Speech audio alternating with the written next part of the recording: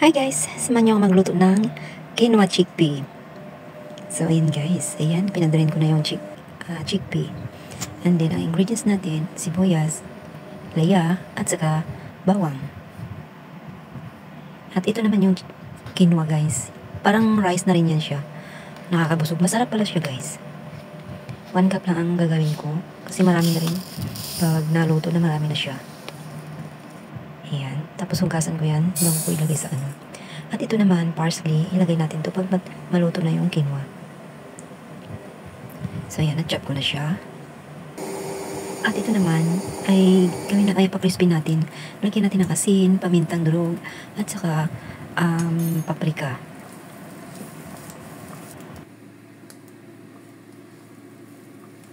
Basta maanghang, masarap talaga. Ayan, halu-halian lang yan hanggang mag-crispy siya.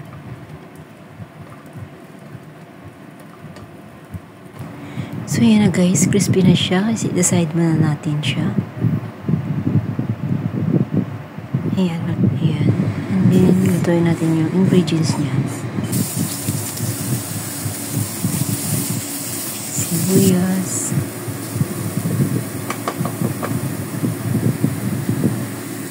So yun guys, ilagay natin yung bawang at saka yung ginger. At i-mix lang natin siya.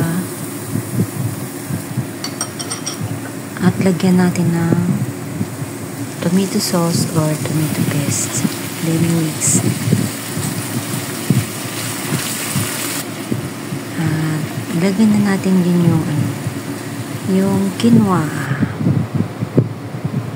Ayan, pinadrain ko na yan. At ilagay na natin yan sa Tapos, halo-haloin lang natin. Lagyan natin ng asin at saka ground pepper at saka chili powder. So, ayan. Lagyan natin ng tubig. Isang 1 cup at kalahati.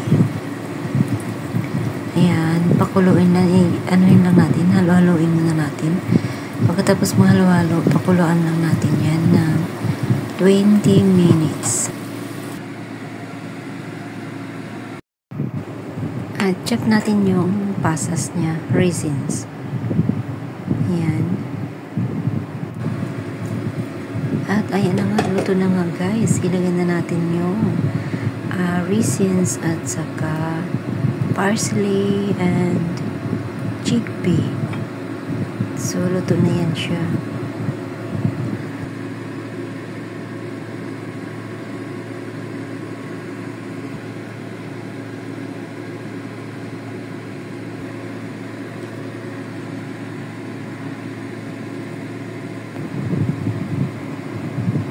So, yun nga guys, halo-haloin lang natin yan.